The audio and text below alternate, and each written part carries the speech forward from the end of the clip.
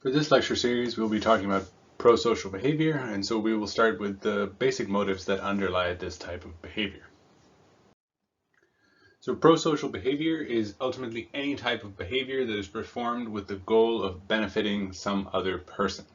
Now, even those behaviors in which the helper gets something out of the action as well, so long as it is directed towards benefiting someone else, it is considered a prosocial behavior. The subset of behaviors that are considered to be only helping others without any gain to the helper are considered to be altruistic behaviors. And those are oftentimes also associated with those types of helping behaviors in which the helper incurs some type of cost in order to help this other person. Now, there is a long-standing debate, both in psychology and in philosophy, about whether there is such a thing as true or pure altruism. And so a lot of this goes along the lines of there are some people who just like to help others, but at the end of the day, does helping others make you feel good? And if you feel good by helping somebody else, even if you get nothing from it, isn't that feeling of positivity its own type of reward? And if one receives that type of benefit, would you still call such behavior altruism? And so in some way or form, oftentimes the debate centered around this sort of distinction, even though people have taken it to very intricate levels of being able to talk about it. For the sake of this class, we won't get too much into whether or not this ideal form of altruism exists or not, but rather we just tend to consider altruism the type of helping behavior in which one is not really expecting some type of benefit and oftentimes incurs some type of cost. Now, what drives people to help? Well, there are three common approaches that oftentimes get used to explain what drives our sort of helping behaviors. These fall under either the evolutionary approach that uses the idea of natural selection and genetic information to explain this. Social exchange has to do with sort of a rational evaluation of cost and benefit. And then there's the empathy and altruism approach, which looks at a sort of extension of social exchange and allows for the possibility for altruism to actually exist. And this is somewhat driven by the degree to which we feel empathy for others. So starting with the evolutionary approach, this ultimately is centered around or within the theory of natural selection, whereby genes that contribute or encode behaviors or adaptations that are beneficial to the organism tend to get passed on at higher rates than those that do not confer benefits. And one of the primary ways in which this is thought to occur from this approach is through the idea of kin selection. And the idea here is that while organisms are ultimately trying to survive and procreate and pass on their genetic information, one way to guarantee or ensure that your genetic material ultimately makes it to the next generation is not only by having children yourself, but ensuring that your direct relatives also survive and have children. Because your direct relatives ultimately share much of their genetic information in common with you, and so any of you having children ultimately are passing on a majority, at least, of those types of genes. And note that it doesn't have to be directly your nuclear family, as we tend to look at families today, but sort of even one's extended family.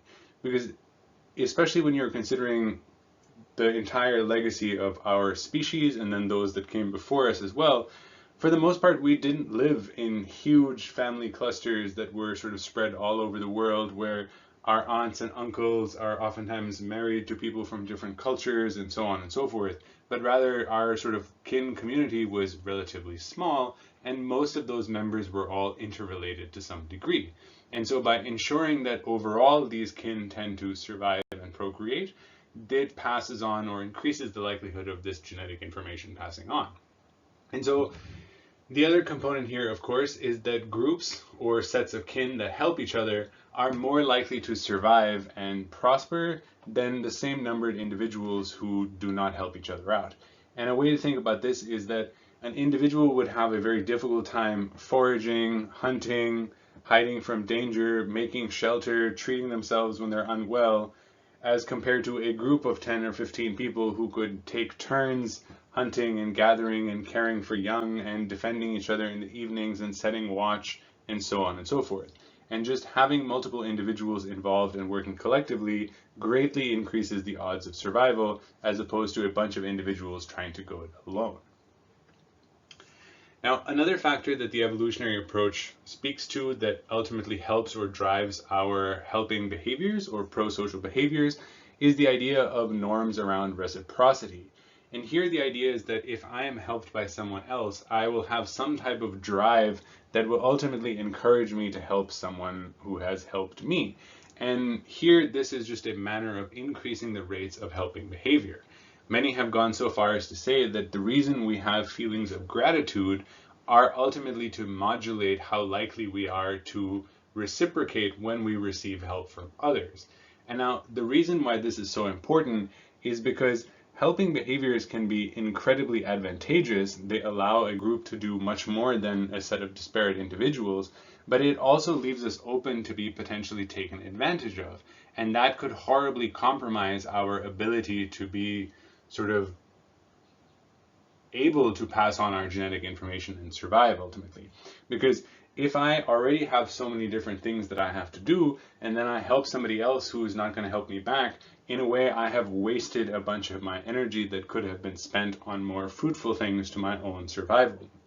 And so in order to keep us from constantly just helping people at the detriment of ourselves, this idea of evolving reciprocity norms not only ensures that other people are likely to continue to help once they've received help, but it allows us also to gauge whether they're likely to actually help us. For example, if I help somebody out and I sense no feelings whatsoever of gratitude, chances are I'm not likely to help them out in the future.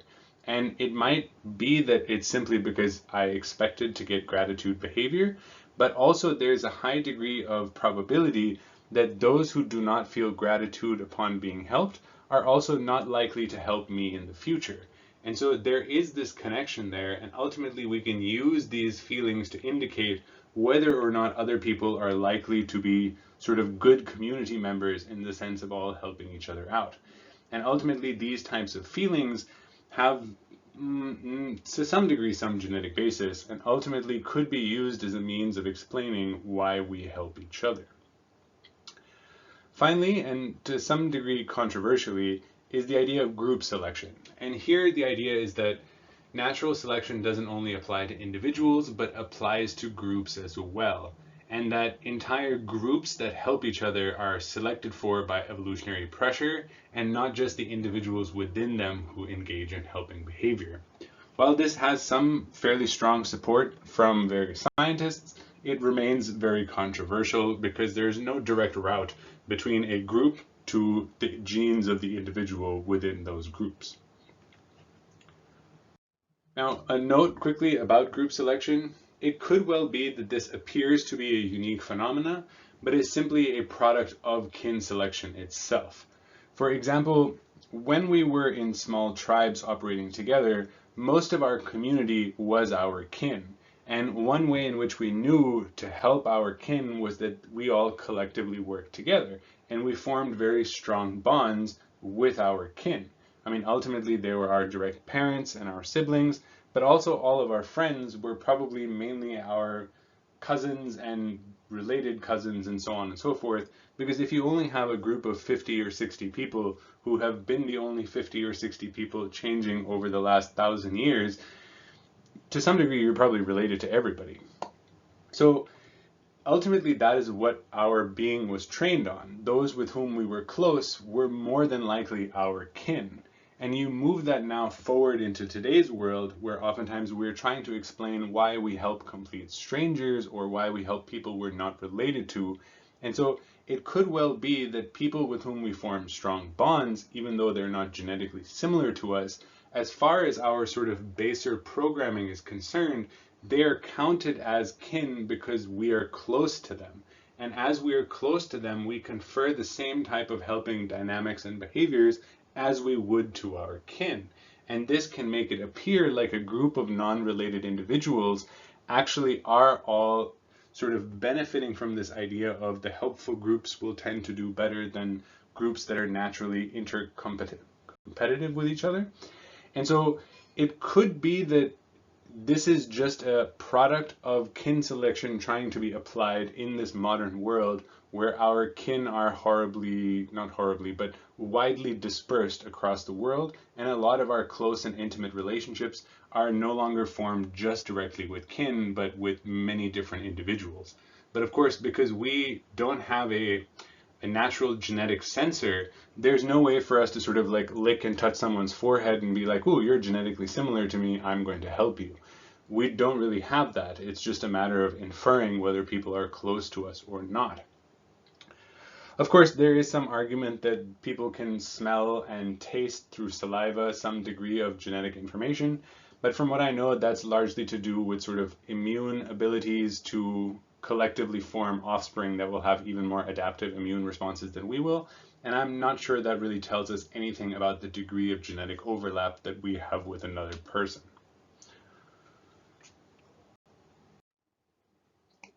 Another way in which social psychology we tend to look at prosocial behaviors are through social exchange theories.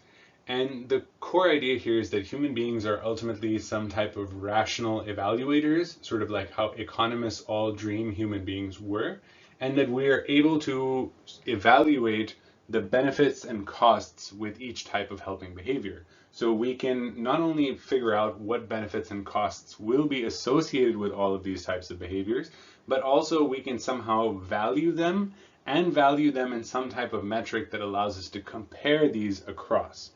And so if the benefits outweigh the costs associated with this type of helping behavior, we will oftentimes choose to help. And if the costs outweigh the benefits, then, well, that other person is just out of luck because the likelihood of us helping is very low. Now, these costs and benefits don't need to always be tangible or immediate. So for examples of this in terms of benefits, is even just the understanding of receiving help in the future could be considered a benefit from helping. If I do the laundry for you right now and know that you'll do the laundry for me in the future when I need it, that could be a great reason to do the laundry for you now. Another way that is more on the intangible side are that helping behaviors can oftentimes alleviate our negative emotions. When we tend to help other people, it naturally tends to make human beings feel good. And there exists the possibility that if we're either in just a negative state, we could offer helping behavior to improve that negative state. And even if we were not in such a state, just regularly helping other people could be done simply for the sake of the positive emotionality that it elicits in us. According to social exchange theories, this would be a considered benefit associated with helping behaviors.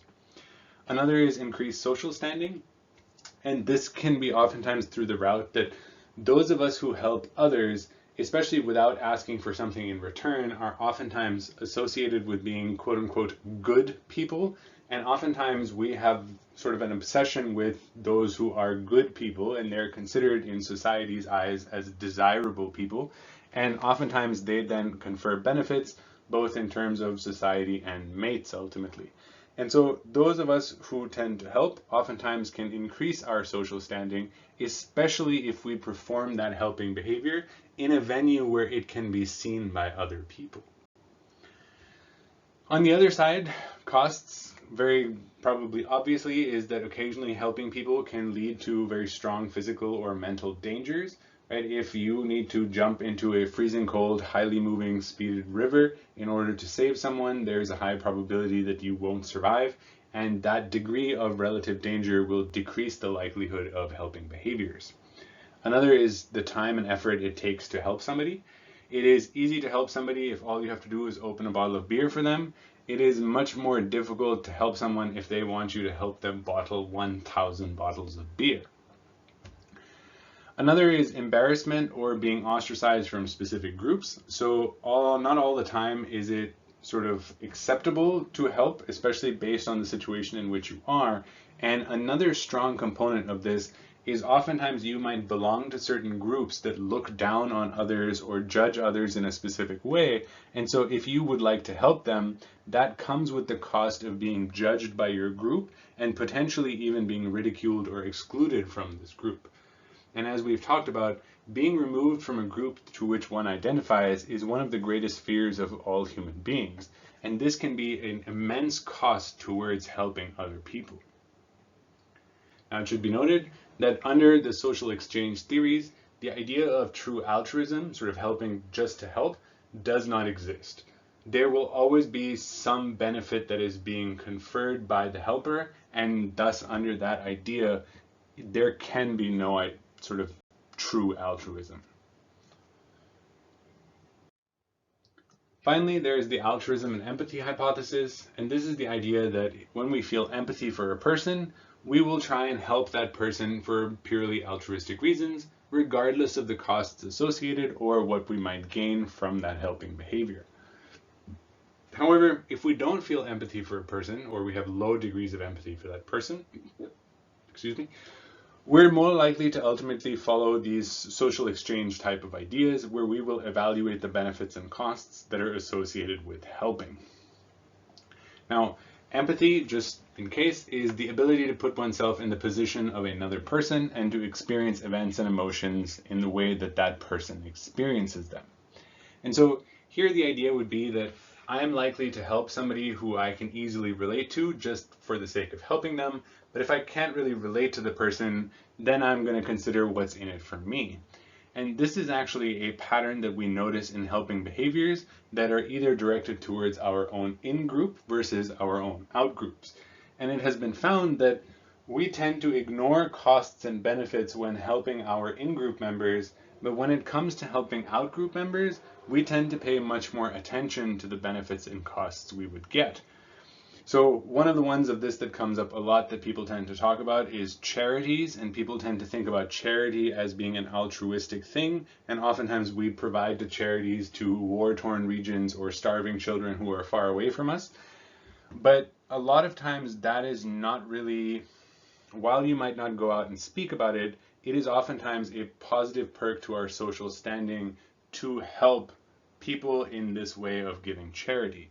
For example, in a way, people are more likely to donate money to Syria than to actually go out to a soup kitchen and help the homeless people in their own town. Now, the reason for this discrepancy in helping of in-groups and out-groups has been largely associated to the degree of empathy. It has been reliably found that individuals experience a higher degree of empathy towards their in-group members than towards their out-group members. And this is thought to be one of the driving factors in this difference in helping behavior. Finally, just to go over some empirical work that sort of supports this idea. This is by Toy and Batson in 1982. And so here, a group of 84 participants were used in this experiment. They were all female participants because the person who was in need of help in this experiment was also a female, and they wanted to ensure that there were no in-group, out-group differences across gender in terms of helping behavior, and they just wanted to control for that possibility. Now, there were several things that took part in this experiment. So most of them came in, they were first asked to fill out an evaluation survey about psychology classes that they were in, because ostensibly that's what it was ultimately about. And then they were asked to participate in the pilot testing of a radio news show. And so they ultimately heard two. The first was just a straightforward bulletin about an anthropology class. And then the second one was this news from a personal side, where they heard a story put together by a news reporter, and this news reporter wanted to go beyond just the cold statistics and actually talk a little bit about the personal experiences of those who were involved in this report. And this report was talking about the experiences of those who were involved in car accidents. Now, before they heard this story about this person who was involved in a car accident, they were asked to listen in one of two ways. They were either told to evaluate and listen to this news story in a completely objective way, focusing as much as possible on the factual information and disregarding as much of the sort of individual experiences as possible. For the other half, they were told to listen as empathetically as possible, where they were told to really and truly imagine what it was like to be in the situation of the person whose story was being related to them. They were also told that they were each being told different stories under this guise of news from the personal side, but they were actually, in fact, all given the exact same recording. Now, in this recording, the reporter first starts by talking about Carol. And Carol is an undergraduate student at the same university as these participants, and as it turns out, is also a psychology student. Now, Carol was in a car accident a little over a month ago and broke both of her legs and has been at the hospital since then and is now in a wheelchair while she's waiting for her legs to recover. Please note that there was no actual Carol who was in a car accident. Anyhow, so they talk about this situation, and then when the researcher is coming in to give them sort of the evaluation form, they're also given a letter, and on the letter it says, "To the person who heard the tape about Carol." And in this letter, they read that the professor of this class who had been listening to these stories came across this story about Carol, realized that Carol was in one of his classes, and then basically convinces Carol, "You're really far behind. It's unsure how likely you are going to be able to actually complete this classwork, especially since you've been out for a whole month. And maybe you should write a letter to whoever is listening to your tape, because they will also be in a psychology class, and maybe they can help you go over the classes and lecture notes that you missed. And this would be a way for you to make up that material." And so Carol then writes a little handwritten note saying, "I'm in this section at this time of the psychology class," which was made to match, mind you, exactly the class the participants were in. And this is how and why they gave the psychology evaluation questionnaire at the beginning, so that they could make sure that they matched this to the participants who were involved. So Carol writes, "Okay, it's my dream to be a teacher in the future, and this is going to set me back by a whole year. And it would be really great if someone could help me out, and I'm happy to sort of meet whenever you can to talk about this lecture set." Now, at the end of her letter, they manipulated the cost of helping. So either Carol said that, "Well, I will be back in class next week, and it will be really obvious to see me because how many other people are going to be in the class with 2 broken legs and casts on them and in a wheelchair." Versus the low cost was that Carol would not be returning that semester. The way that this is high and low cost is that, say a person chose not to help, but Carol was back in class next week, they would see Carol every time they were in class, and every time they saw Carol, they would have to confront the fact that they did not help this person in need, and oftentimes those types of reminders cause us a degree of negative affect, and that would be considered high cost. Whereas if Carol does not return that semester, then you'll never see Carol again. Chances are you'll never have to think about Carol, and there's very low cost with turning down that degree of help. Okay, so what did they find?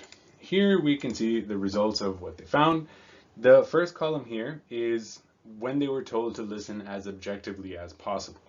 And here you can see that when it was sort of easy to escape, sort of in the sort of low cost of helping condition, when Carol would not be returning to the class, only about 1/3 of people actually elected to help out of the 21 who were in this condition. So 0.33 here is just the proportion from 0 to 1 of how many decided to help. In the high cost condition, when they knew they would be seeing Carol at the start of next week and then for the rest of the semester, you can see that helping behavior increased dramatically, right? Here, about 3/4 of people chose to help, going up from 1/3. And so here, the degree of cost associated with helping dramatically influenced how likely people were to help. Now, if you move over to this condition of the imagined condition, which is when they were told to listen as empathetically as possible, you can see that the difference that cost makes in helping behaviors is dramatically reduced. Here, you have helping behaviors that are between 0.7 and 0.8, which is centered around 3/4 of people helped regardless of the difficulty in helping. And so this ultimately supports largely what the altruism empathy hypothesis is trying to talk about, such that when we are able to empathize with people, even if we're just told how to do it, the degree to which we're likely to help people in need is dramatically increased. Whereas as soon as we do not empathize with people, if it's costly to help, we will not, well, it's not we will not help, but the rate of us helping is dramatically lowered.